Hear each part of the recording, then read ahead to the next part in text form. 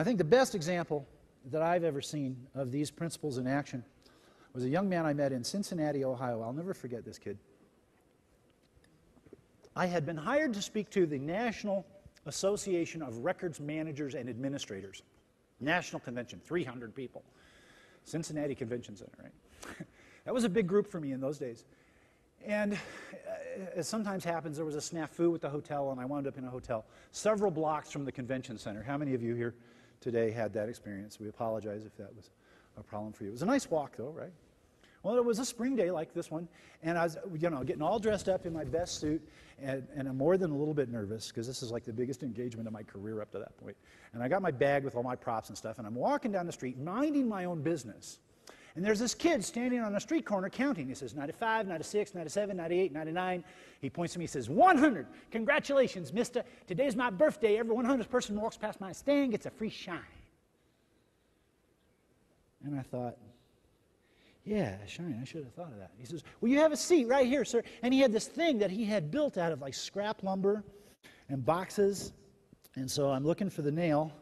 And I sat down and put my feet up on the rail, then it hit me. He's going to hit him a few times with a buff brush and then hit me up for a tip, right? Not today.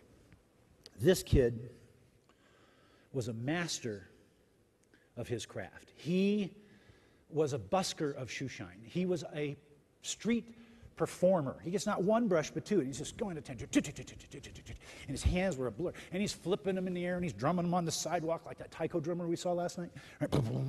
Right? A crowd gathers around just to watch this kid work on my shoes. Oh, and he worked me over pretty good too. He says, all dressed up like that, you must be going someplace important. I said, well, yeah, actually. I'm going over here to the convention center. We're going to speech to 300 people. He says, well, then, man, like you got to look his best. Where's my beeswax? We're going to give you the fine shine. He just upgraded me. He says, from the way you speak, you ain't from around here, are you? I said, well, no, actually, I'm from Colorado. He says, well, I thought you was from out west there. Do you have a business card? And I'm thinking, does he have an email list? Right? And he says, better still. He says, would you do me a favor? I said. He says, would you tell them 300 people at that convention center, if they come by my stand, I'll take good care of them. My name is Tony. Would you do that for me, sir? He's already asking for referrals. 300 at a time. And I stood up, I admired his work, and I tell you, these shoes, they shined like a new dime. I had never looked so good. And I reached in my pocket, and I only had one bill on me, and I gave it to him anyway. I said, here you go. Happy birthday.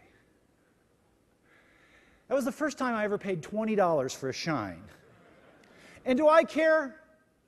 No, this kid made me feel 10 feet tall and bulletproof, and on the way to the most important presentation of my career, that's the one thing that he could have given me that was beyond price, beyond value.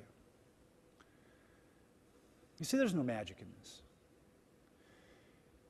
Yeah, it's a jungle out there. Times are tough.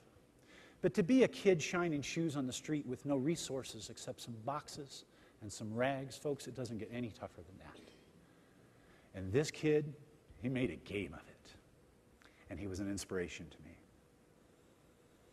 And I heard him counting as I continued on my way that morning. 95, 96, 97, 98, 99, 100. Thank you. You've been terrific. Go get them.